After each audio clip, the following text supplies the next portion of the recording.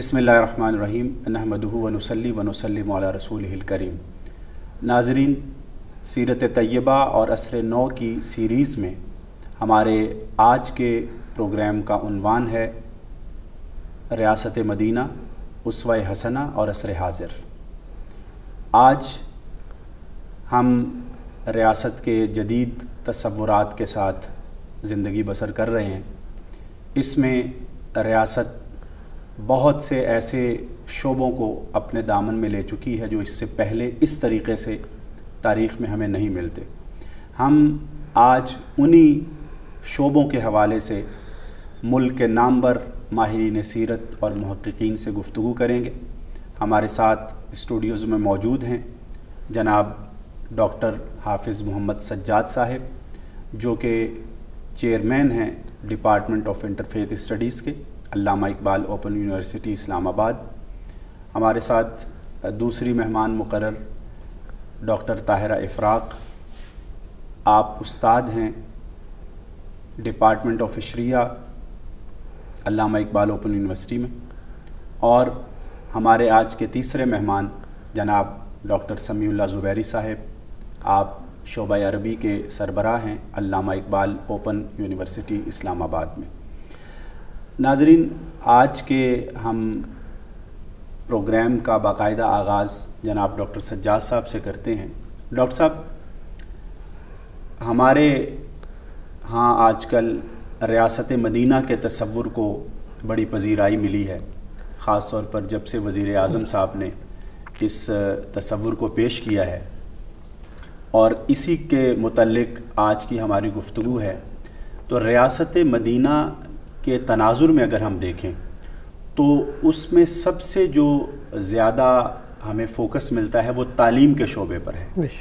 آپ یہ فرمائیے کہ آج اگر ہم پاکستان کو ریاست مدینہ کے ماڈل پر ڈھالنا چاہتے ہیں تو ہمیں تعلیم کے میدان میں کن چیزوں کو مد نظر رکھنا ہوگا، ہمارے ایشوز کیا ہیں، اور پھر سیرت طیبہ کی روشنی میں جناب رسالت مآب صلی اللہ علیہ وآلہ وسلم کی اسوہ حسنہ کی روشنی میں ہم اپنے تعلیمی نظام کو کس طریقے سے بہتر کر سکتے ہیں اور ان مقاصد کو حاصل کر سکتے ہیں جو ایک اچھا تعلیمی نظام جو ہے وہ دیتا ہے۔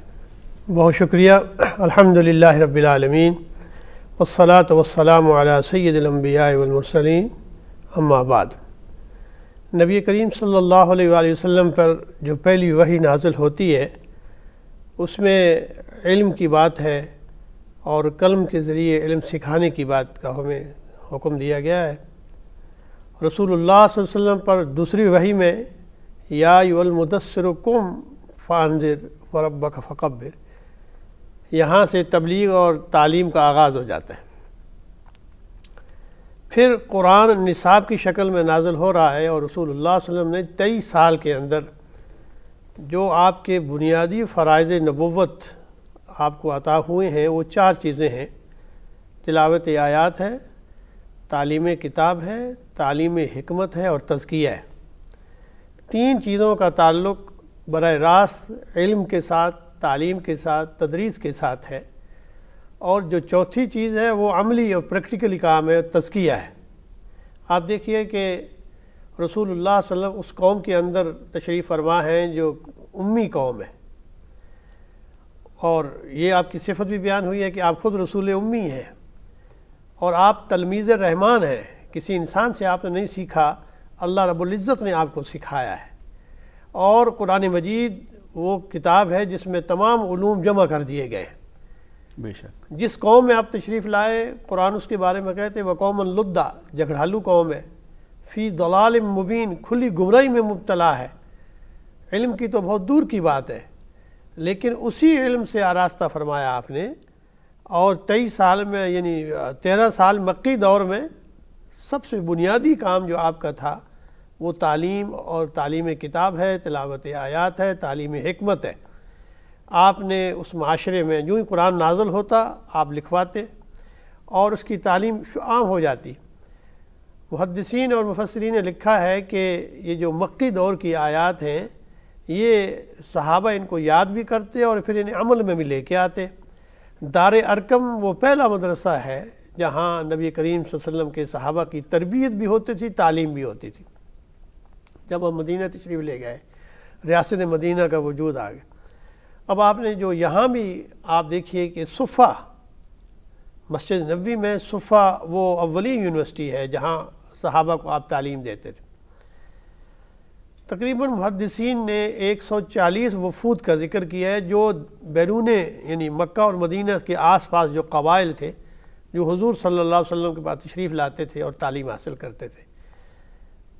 عسکری صاحب انتہائی دلچسپ بات اس میں یہ ہے کہ حضور صلی اللہ علیہ وآلہ وسلم جتنے وفود آتے تھے انہیں بعض کو 1 مہینے، بعض کو 15 دن، بعض کو اس سے بھی زیادہ ان کی تعلیم اور تربیت کا اہتمام فرماتے، اور جب جانے لگتے وہ لوگ تو یہ حدیث کی سب کتابوں میں یہ لفظ لکھا ہوا ہے، خاص کر وفد عبد قیس کے حوالے سے تو بڑی صراحت ہے۔ فرماتے کہ تم جانے کے بعد کیا کرو گے؟ تو ان سے ایک عہد لیتے کہ جو کچھ تم نے سیکھا ہے اسے دوسروں تک سکھانا ہے۔ یہ تعلیم آپ کا باقاعدہ کہہ لیجئے کہ ایک ذمہ داری آپ دے کے بھیجتے۔ دیکھیے پہلی چیز جو ہے وہ علم کا عام کرنا ہے۔ خواندگی کی شرح بڑھے گی، علم عام ہوگا، بصیرت آئے گی، یہ آپ کا کہہ لیجئے کہ بنیادی مقصد تھا۔ اس لیے اس قوم میں آپ نے دیکھیے کہ 23 سال کے اندر، اب ہم لوگ پی ایچ ڈی کر جاتے ہیں، بچپن سے پڑھتے پڑھتے 23 سال تو ہمیں پی ایچ ڈی کی ڈگری تک لگتے ہیں۔ اس قوم کے اندر خواندگی کی شرح اتنی ہو جاتی ہے کہ سارا عرب جو ہے وہ علم سے آراستہ ہو جاتا ہے، اور اتنی تیزی کے ساتھ وہ طریقہ یہی تھا کہ جس تک پیغام پہنچا ہے وہ دوسروں تک پہنچانا ہے۔ اور آخری خطبے میں تو آپ نے یہ بات لوگوں سے حلف لے کے یہ بات کہی ہے کہ دیکھو میں نے اپنا بات تم تک پہنچائی ہے، تم اس بات کے گواہ ہو، اور مجھ سے یہ عہد کرو کہ جو میں نے تمہیں دیا ہے تم دوسروں تک پہنچاؤ۔ ممکن ہے جو یہاں یاد نہیں رکھ رہا اگلا اس سے زیادہ یاد رکھے اور دوسروں تک پہنچائے۔ یہ خواندگی کی وہ مہم تھی جو ایک قبیلے سے دوسرے قبیلے تک یہ روشنی اس طرح پھیل گئی۔ 23 سالوں کے اندر یہ انقلاب آ گیا۔ تعلیم کے ساتھ ساتھ تربیت کا بہت بنیادی فیکٹر ہے، اور آپ دیکھیے کہ حضور صلی اللہ علیہ وسلم کے پاس ایک ان پڑھ بدو بھی آتا ہے جس کا اس کا مزاج ہے، اس کے اندر سختی کا پہلو ہے، لیکن آپ اس کے ساتھ کیسے رعوف اور رحیم ہے، کتنی محبت کے ساتھ، کتنے پیار کے ساتھ۔ صحابہ منع کرتے ہیں کہ یہ بے ادبی کر رہے ہیں، چھوڑ دو اس کو، یہ میرا اور اس کا معاملہ ہے۔ آپ کی رحمت اور تزکیے کا یہ اسلوب ہے کہ جب وہ جا رہا ہوتا کہتے ہیں کہ جو آپ نے فرمایا وہ سچ فرمایا ہے، اور میں اس پر عمل کروں گا، اس میں کسی چیز کی کمی نہیں کروں گا۔ حضور فرماتے ہیں کسی جنتی کو دیکھنا ہو تو یہ جو جا رہا ہے، یہ طریقہ کار ہے۔ ایک بدو مسجد میں پیشاب کر لیتا ہے، صحابہ اٹھ کے لیے مارنے کے لیے اٹھتے ہیں، فرمایا نا رک جاؤ۔ جب وہ رک جاتے ہیں، وہ پیشاب سے فارغ ہوتا ہے، پھر بلاتے ہیں، اے اللہ کے بندے، اللہ کا گھر ہے، یہاں لوگ اللہ کی عبادت کرتے ہیں، آپ خود صاف کرتے ہیں۔ وہ صحابی اللہ کی قسم کھا کر یہ بات کہتا ہے کہ میرے ساتھ جو آپ کا یہ تعلق اور رحمت کا تھا، میں تو دین سے بھاگ جاتا، میں اسی پر تو ایمان لایا ہوں۔ سبحان اللہ۔ اور وہ خود دائی بن جاتا ہے۔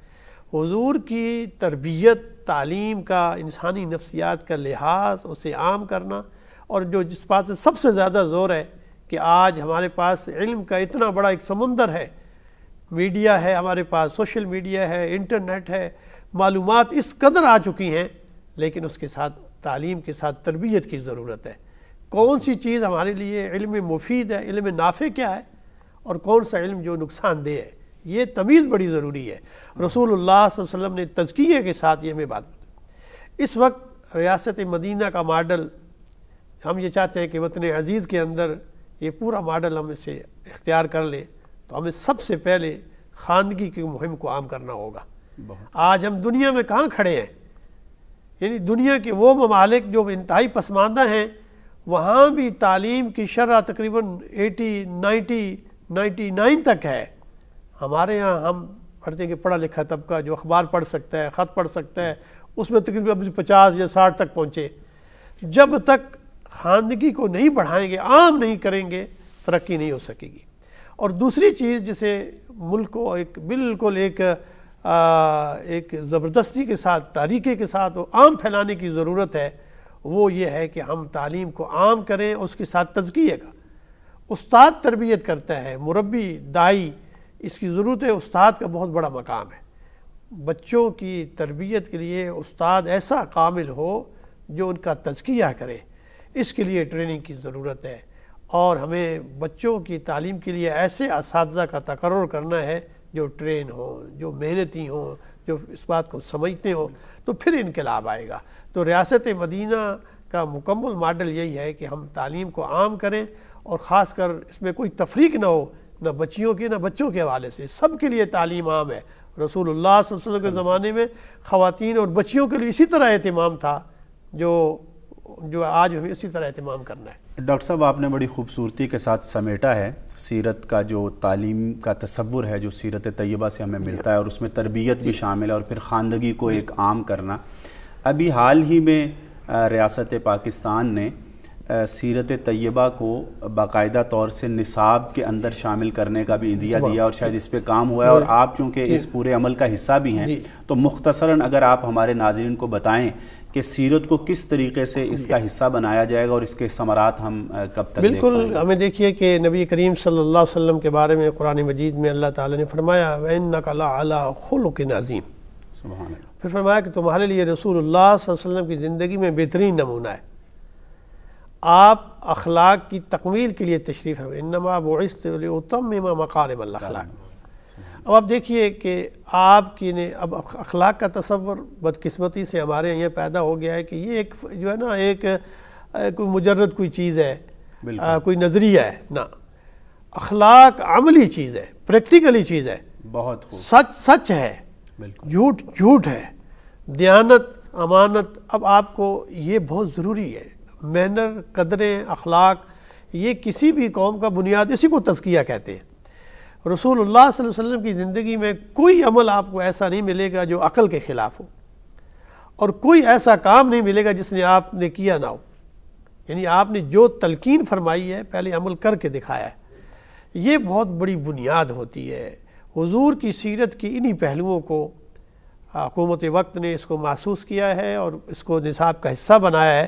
رسول اللہ صلی اللہ علیہ وسلم کی زمانی ترتیب سے سیرت کا بھی بیان ہے، لیکن خصوصی طور پر ان گوشوں میں جو بچوں کے لیے بہت ضروری ہیں کہ ان کے اخلاقیات کے پہلو، ان کی تعمیر شخصیت کے پہلو، تعمیر ذات کے پہلو، ان کے لیے والدین کے ساتھ کس طرح پیش آنا ہے، بچوں کو اپنے میں دوستی بنانی ہے تو کیسے ہے، والدین کے ساتھ، عزیز رشتہ داروں، معاشرے کے ساتھ ان کا رویہ کیسے ہو، یہ تمام باتیں کوشش کی گئی ہے کہ نصاب کا حصہ بنا کے آقا دو جہاں صلی اللہ علیہ وسلم کی زندگی کو ان نمونوں سے، ان مثالوں سے پیش کیا جائے جو آپ کی زندگی کے ہمارے لیے نمونہ ہے۔ شکریہ ڈاکٹر صاحب۔ ہم گفتگو کو آگے بڑھاتے ہوئے ایک اگلے موضوع کی طرف چلتے ہیں۔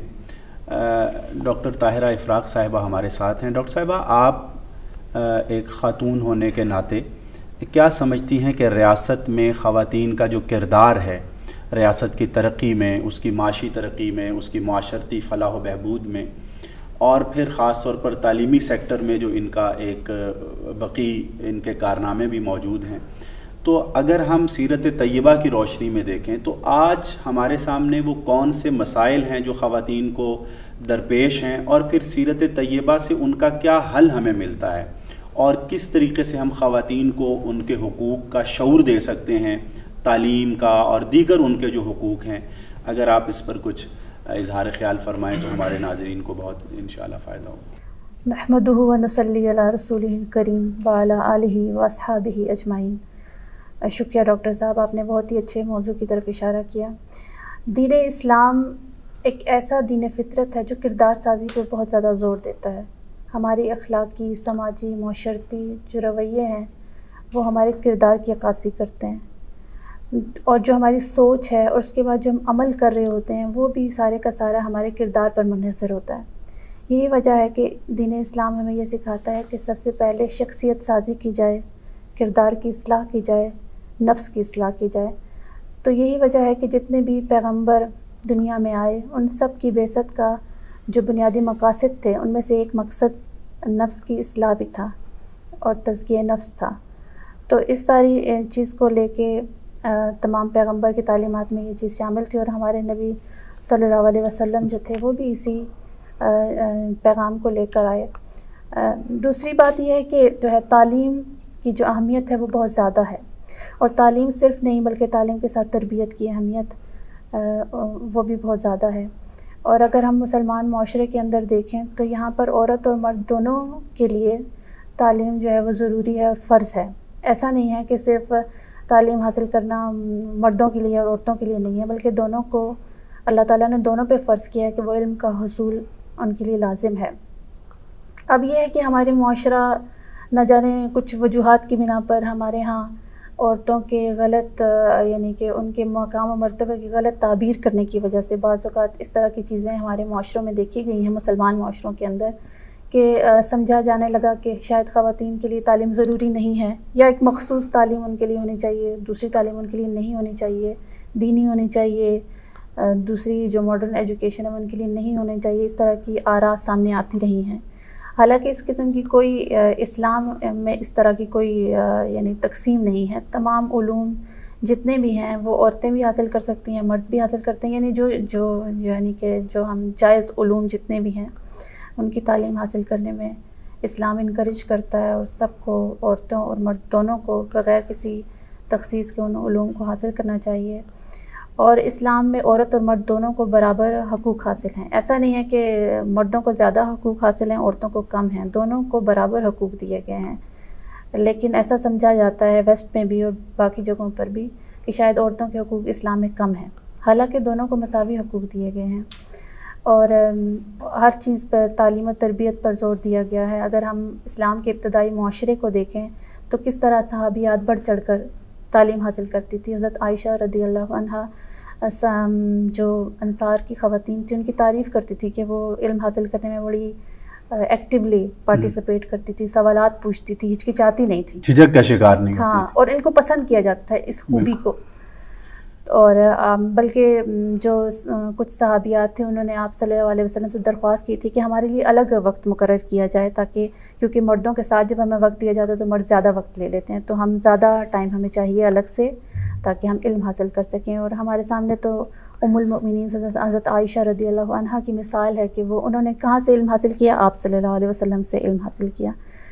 اور ہمارے جو ہیں وہ صحابہ کرام جب کوئی مسئلہ ان کو درپیش ہوتا ہے تو بالکل تو وہ ان سے دریافت کرتے ہیں. ڈاکٹر زبیری صاحب، اسی بات کو اگر آگے بڑھاتے ہوئے یہ خواتین کا جو سلسلہ ہے، ڈاکٹر صاحب نے بڑی خوبصورتی سے یہ بات کی کہ آج کے دور میں ان کو یہ سمجھا جاتا ہے کہ شاید وہ حقوق نہیں، یا ان کے لیے یہ تعلیم نہیں ہے اور وہ ہے. تو اس کے بارے میں ہمیں سیرت سے یا حدیث مبارکہ سے کیا کوئی ایسا تصور ملتا ہے کہ جس میں مختلف شعبے جو ہیں، جیسا کہ طب کے بارے میں آتا ہے کہ ایک صحابیہ جو تھی وہ علاج کیا کرتی تھی زخمیوں کا اور بیماروں کا، اور ان کا خیمہ بھی مسجد نبوی میں تھا. تو اس سے تو یہی ملتا ہے کہ مختلف شعبوں میں وہ آگے آئیں اور اپنی صلاحیتوں کے جوہر دکھائیں اور وہ معاشرے کی ترقی میں جو ہے وہ ساتھ دیں اور ریاست کو جو ہے وہ آگے بڑھائیں.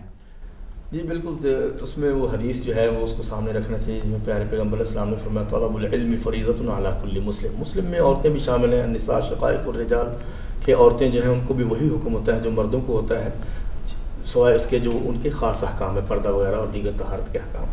اور العلم پہ الف لام داخل عربی پڑھنے والے جانتے ہیں تو اس سے مراد ہر وہ علم ہے جو دنیا اور آخرت کا نفع دے سکے. یعنی قرآن کا علم سب سے بڑی بنیاد ہے. خیرکم من تعلم القرآن وعلمہ. یہ تعریف اس لیے کی قرآن سیکھنے والوں کی کہ اس وقت قرآن ہی سارا علم تھا بہت. اور اللہ کے نبی صلی اللہ علیہ وسلم نے دیگر آفاق کو کھولا ہے، روکا نہیں. اس کی مثال حضرت زید بن ثابت ہے جن سے آپ نے فرمایا کہ آپ عبرانی زبان سیکھو تاکہ یہود کو معلوم ہو کہ سورۃ الفاتحہ میں کیا لکھا ہوا ہے. وَلَقَدْ آتَيْنَاكَ سَبْعًا مِنَ الْمَثَانِي وَالْقُرْآنِ الْعَظِيمِ. کیونکہ پورے قرآن کے برابر جو ہے وہ سورۃ الفاتحہ ہے، تو نماز میں پڑھی جاتی ہے.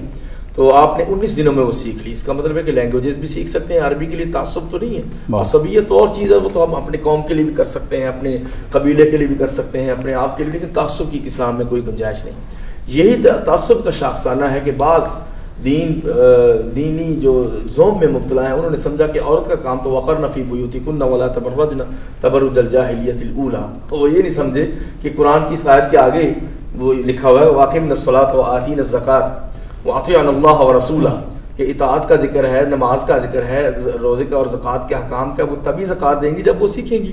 اور من آیات اللہ والحکمہ کہ قرآن کی آیتیں بھی آپ نے امہات المومنین نے نبی کے گھر میں رہ کے سیکھنی علیہ الصلوۃ والسلام، اور آپ نے حکمت یعنی سنت بھی سیکھنی ہے. تو عورت کو کہیں بھی اسلام نے مرد سے تعلم میں تعلیم میں جدا نہیں کیا. اور اس کے بعد پھر آپ علیہ السلام نے اپنی بیٹیوں کی اور اپنی بیویوں کی مثال سے واضح کر دیا ہے، جب اللہ کے نبی کو حکم ہے یا نساء النبی لستن کاحد من النساء، کہ آپ عام عورتیں نہیں ہیں، فرسٹ لیڈی کا آپ کو اسٹیٹس حاصل ہے، لہٰذا آپ نے ڈبل کا عمل کرنا ہے. کیسے کرنا ہے؟ نبی علیہ السلام سے سیکھ کے. اور جب دیگر خواتین آتی ہیں جن کے اتنے پرسنل مسائل ہیں کہ وہ مرد سے بات ہی نہیں کر سکتی، اور اللہ کے نبی بھی تو حیادار تھے، شدید حیادار تھے، وہ کس سے سیکھتی؟ حضرت عائشہ سے، جیسے میڈم نے کہا.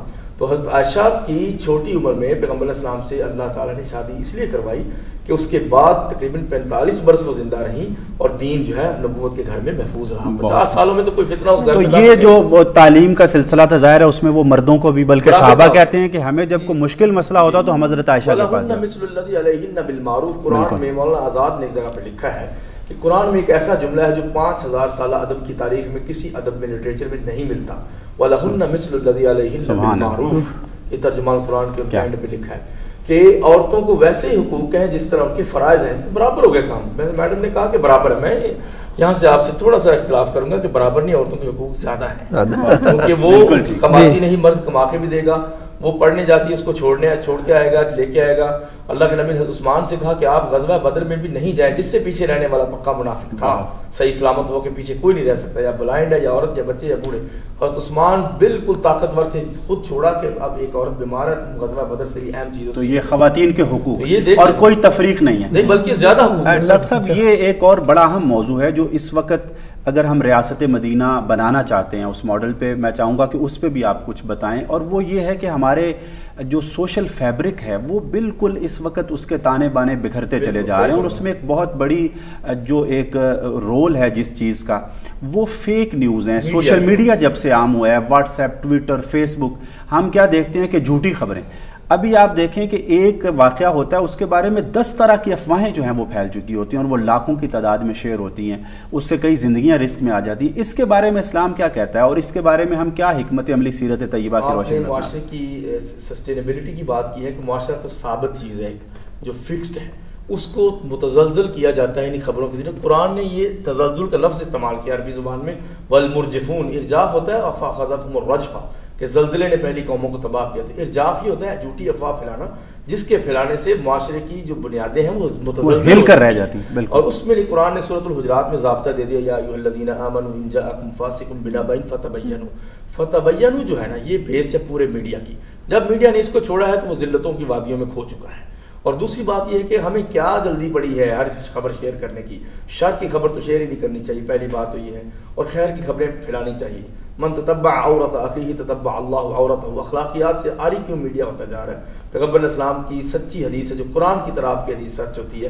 آپ نے فرمایا کہ یاد رکھو کہ جو کسی کے ایپ کے پیچھے پڑتا ہے اللہ تعالیٰ اس کے ایپ کے پیچھے پڑتا ہے. کیا میڈیا سے یہ ایک تو یہ ہے کہ پردہ پوشی کے بھی یہ تصور کے خلاف ہے، اور دوسرا جھوٹی خبر جو ہے وہ اس میں تبیین اور تحقیق جو ہے وہ ضروری ہے. ڈاکٹر صاحب ہم پروگرام کو وائنڈ اپ کرنے کی طرف آ رہے ہیں، تو سیرت کے اندر ہمیں جو واقعات یہ جھوٹی خبروں کے حوالے سے ایون امہات المومنین کے کردار کو جس طریقے سے زیر بحث لایا گیا، اور وہ بھی ایک جھوٹی خبر کی بنیاد پر تھا، تو اس پہ آپ کچھ ارشاد فرمائیے اور پھر ہم اس پروگرام کو جو ہے وہ بہت ہی بنیادی باتیں ہمارے سامنے آتی ہیں. میڈم صاحبہ نے بہت عمدہ بات کی ہے کہ جس طرح بچوں کو تعلیم ہے، اس طرح بچیوں میں کوئی تفریق نہیں ہے. بالکل قرآن میں یہی کہتا ہے من عمل صالحا من ذکر و انثی، یعنی دیکھیے دونوں جو بھی نیک عمل کرتے ہیں اس میں کوئی تفریق کی بات نہیں ہے.